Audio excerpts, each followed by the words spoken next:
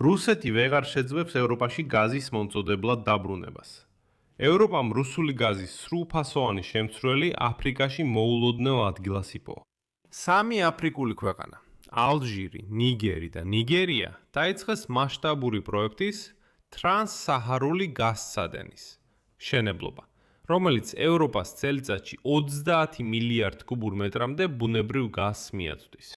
ეს პროექტი განიხილება როგორც ერთ-ერთი მთავარი ელემენტი ევროკავშირის ენერგომომარაგების დივერსიფიკაციისთვის, რუსეთის გაზზე უარის თქმის ფონზე. და რაც მთავარია, ეს უკვე აღარ არის მხოლოდ განხილვა. ქვეყანები პროექტის განხორციელებას უშუალოდ ადგილზე შეუდგენ.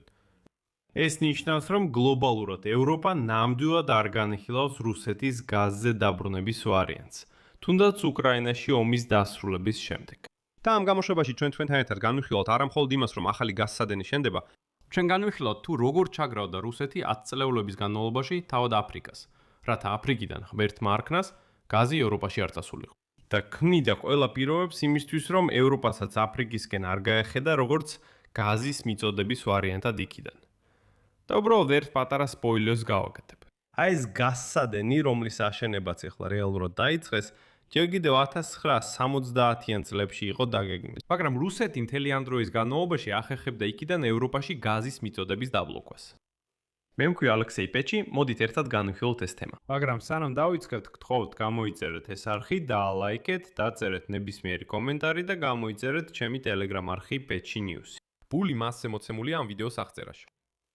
დღეს გახდა ცნობილი, რომ ნიგერია, ნიგერი და ალჟირი აჩქარებენ გაზსადენის მშენებლობას, რომლის სიგრძე 4000 კილომეტრზე მეტია და რომელიც ყოველწლიურად შეძლებს ევროპაში 30 მილიარდი კუბური მეტრი ბუნებრივი გაზის მიწოდებას. ეს პროექტი უნდა გახდეს ალტერნატივა რუსულ ენერგომატარებლებს, რომელთა შეძენაც ევროპას ავარსურს. ითხოვინებიან, რომ ალჟირში მშენებლობა უკვე დაიწყო, ხოლო ნიგერიაში მათი მონაკვეთის სამუშაოები, როგორც მოსალოდნელია, მომავალ წელს დაიწყება. ეს აღნიშნავს პროგრესს აფრიკაში ერთ-ერთი ყველაზე დიდი ენერგეტიკული პროექტის განხორციელებაში. ამ მილსადენის მიზანია ნიგერიული გაზის ტრანსპორტირება ნიგერის გავლით ალჟირში, სადაც ის არსებულ ინფრასტრუქტურას შეუერთდება და ევროპულ ბაზრებზე გასვლას შეძლებს. ფაქტობრივად ალჟირიდან გაზი შემდეგ იტალიაში, ესპანეთში, პორტუგალიაში და ზოგადად მთელ ხმელთაშუაზღვისპირეთში წავა. ფაქტობრივად ტრანსსაჰარული გაზსადენის ალჟირული მონაკვეთის მშენებლობა მრავალწლიანი გეგმის გაგრძელებაა, რომლის მიზანიც ნიგერიული გაზის ნიგერის გავლით ევროპულ ბაზრებზე ტრანსპორტირება. თუ ადრე ამ პროექტს რუსეთი აფერხებდა, ეხლა უკვე დაბრძოლებები აღარ არსებობს. საინტერესოა, რომ წლების განმავლობაში რუსეთი აფრიკის ქვეყნებს დესტაბილიზაციას უწყობდა. იმისთვის, რომ მათ უბრალოდ არ ქონოდათ შესაძლებლობა საკუთარი პოტენციალი განევითარებინათ და ევროპისთვის გაზი შეეთავაზებინათ, ამ დროს კი თავად რუსეთი სულ ახალ გაზსადენებს აშენებდა, სწორედ ევროპის მიმართულებით. ეს იყო ეშმაკური გეგმა, თუ როგორ გამختارიყო მონოპოლისტი ენერგორესურსების მიწოდებაში ევროპულ ბაზარზე. მაგრამ მას შემდეგ, რაც დაიწყო სრულმასშტაბიანი ომი უკრაინის წინააღმდეგ, ეს სქემა დაინგრა და ცოტა ქვემოთ ჩვენ უფრო დეტალურად განვიხილავთ ამ სქემას. ეხლა იდეა იმაში მდგომარეობს, რომ აფრიკა საბოლოოდ იწყებს თავისი ენერგეტიკული ინფრასტრუქტურის განვითარებას, რომელიც ნიგერიისა და ნიგერის გავლით გაივლის. შემდეგ კი ალჟირის განშტობილ მილსადენებსა და საექსპორტო ქსელს შეუერთდება. მილსადენი გათვლილია 4128 კილომეტრზე ნიგერიის სამხრეთში მდებარე ქალაქ ვარიდან. შემდეგ ის ნიგერის მთელ ტერიტორიაზე გაივლის და ალჟირში მდებარე გაზის ჰაბ ხასირ მელამდე მიაღწევს. და აი მოსალოდნელია, რომ იქიდან უკვე წელიწადში 30 მილიარდი კუბური მეტრი გაზი ევროპაში წავა. ფაქტობრივად უკვე ხასირმელიდან გაზის ტრანსპორტირება შესაძლებელია არსებული ალჟირული ქსელით, ხმელთაშუა ზღვის საექსპორტო ტერმინალებსა და მილსადენებზე, რომლებიც ევროპულ ბაზრებს ემსახურება. ეს პროექტი ნიგერიას დამატებით მარშრუტს მისცემს ევროპულ ბაზრებზე, რაც შეავსებს მის მიერ უკვე ექსპორტირებულ თხევადი ბუნებრივი გაზის საზღვაო გადაზიდვებს. ასევე ეს გააძლიერებს ნიგერიის როლს როგორც სატრანზიტო ქვეყანას და გააუმჯობესებს ალჟირის პოზიციებს როგორც ევროპის ერთ-ერთი მთავარი მომწოდებლის. ანუ ეს იქნება აფრიკის ერთ-ერთი უდიდესი ჰაბი ევროპისთვის გაზის მიწოდებისთვის. აქ მნიშვნელოვანია აღინიშნოს, რომ ალჟირი უკვე უზრუნველყოფს დაახლოებით 12% ევროკავშირის გაზის იმპორტისა, რაც საშუალებას აძლევს მას ჰქონდეს ინფრასტრუქტურა ნიგერიული გაზის ევროპულ ბაზარზე ტრანსპორტირებისთვის. ინტერესი ამ პროექტის მიმართ გაიზარდა მას შემდეგ, რაც რუსეთი უკრაინას შეიჭრა 2022 წლის თებერვალში. და ამ შეჭრამ ევროპა აიძულა ალტერნატიული მიწოდების წყაროების ძიება დაეწყო. და აქ მნიშვნელოვანია გავიგოთ, როგორ ემთხვევა დროის ფაქტორი. ევროპის კავშირი გეგმავს, რომ 2027 წლის ბოლოსთვის შეწყვიტოს დამოკიდებულება რუსულ გაზზე. ამასთან თხევადი ბუნებრივი გაზის იმპორტი უნდა შეწყვეტეს უკვე 2026 წლის ბოლოსთვის, ხოლო მილსადენით გაზის იმპორტი 2027 წლის სექტემბრის ბოლოსთვის. ეხლა კი ყველაზე საინტერესოა. სწორედ ამ დროისთვის მოსალოდნელია ამ გაზსადენის მშენებლობის დასრულება. ანუ ფაქტობრივად ევროპაში სცადეს, სულ მცირე ესე დაეგეგმათ, რომ აფრიკიდან გაზი სწორედ იმ მომენტში წამოსულიყო, როცა ისინი სრულად უარს ამბობენ რუსულ გაზს. მაგრამ რაც კიდევ მნიშვნელოვანია, ევროკავშირის გადაწყვეტილებაში არის ასეთი პუნქტი მძიმეით, რომ დიახ ისინი ამ პერიოდამდე რუსეთიდან გაზის მიწოდების დასრულებასაც აპირებენ. მაგრამ თუ ისეთი სიტუაცია იქნება, რომ აფრიკული გაზსადენი ჯერ მზად არ არის, მათ შეუძლიათ ერთი თვით გააგზავნონ რუსეთიდან გაზის ტრანსპორტირება. ერთი თვით, კიდევ ერთი თვით, კიდევ ერთი თვით. ანუ სანამ აფრიკაში არ დაასრულებენ. მაგრამ ეს ჯერ ყველაფერი არ არის. საქმე იმაშია, რომ ტრანსსაჰარული პროექტი ახლა კონკურენციას აწყდება ნიგერია-მაროკოს შემოთავაზებული გაზსადენის მხრიდან. ეს კიდევ ერთი მსხვილი ინფრასტრუქტურული პროექტია, რომელიც სწორედ იმ ნიგერიული გაზის ევროპაში ტრანსპორტირებისთვისაა განკუთვნილი. საჰარის გავლით უფრო მოკლე მარშრუტისგან განსხვავებით, ეს ნიგერია-მაროკოს გაზსადენი ატლანტის სანაპიროს გასწვრივ გაივლის. რამდენიმე დასავლეთ აფრიკის ქვეყანას გააკავშირებს, სანამ მაროკოს მიაღწევს და შემდეგ ევროპაში გავა. ანუ ჩვენ უკვე გვაქვს ორი ასეთი უმსხვილესი გაზის პროექტი აფრიკიდან ევროპაში.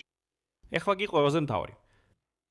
ტრანსსაჰარული გაზსადენის იდეა ჯერ კიდევ 1970-იანი წლებიდან არსებობს, მაგრამ პროექტი მუდმივად ფერხდებოდა. იგი რამდენიმე მიზეზის გამო გადაიდებოდა. და აი რატომ, თქვენ გაგვირდებით. ან იქნებარც.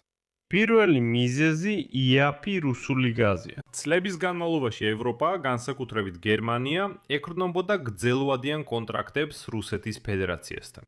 ეკონომიკურად აფრიკული პროექტები უფრო რისკიანად და უფრო ძვირად გამოიყურებოდა შედარებით უკვე არსებულ რუსულ ინფრასტრუქტურასთან. ხო არის იქ გაზსადენი, რაღაცა მივმართოთ აფრიკას. მეორე მიზეზი კი ის იყო, რომ 2022 წლის თებერვლამდე ენერგეტიკული უსაფრთხოება ფასის პრიზმაში არ იქმებოდა და არა გეოპოლიტიკის.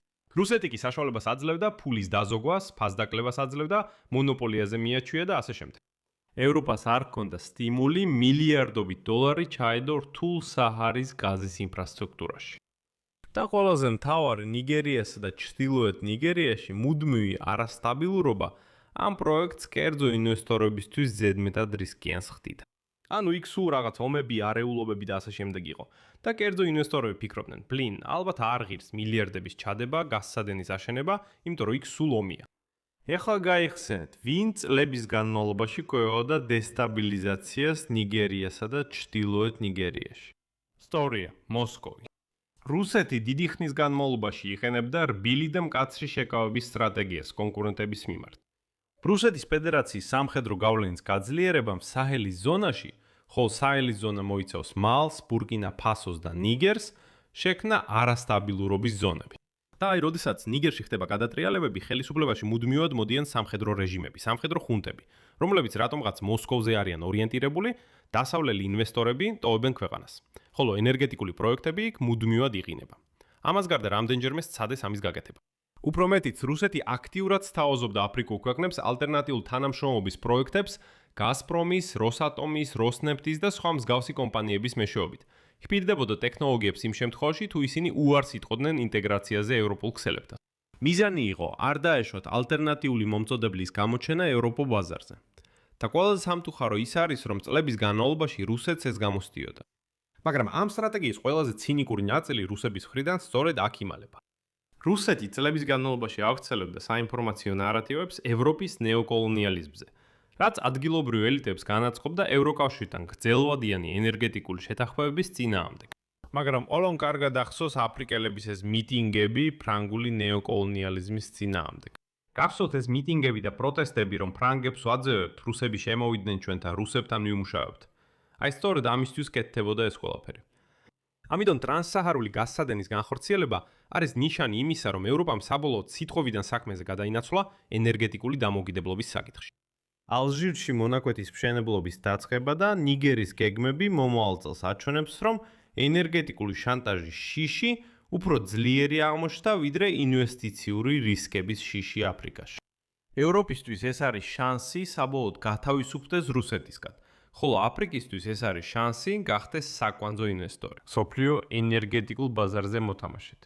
უბრალოდ წარმოიდგინეთ, რა მოხდება აფრიკასთან, თუ ის მართლაც ჩაანაცვლებს რუსეთს, როგორც ევროპის მთავარი გაზის მომწოდებელი. და რაც მთავარი, ეს პროექტები საბოლოოდ განხორციელდა.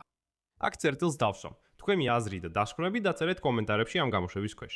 გამოიწერეთ არხი, დააჭირეთ ზარს და არ დაგავიწყდეთ მოწონება. ამით ყველაფერი დასრულდა. იზრუნეთ საკუთარ თავზე, ყველას მშვიდობა.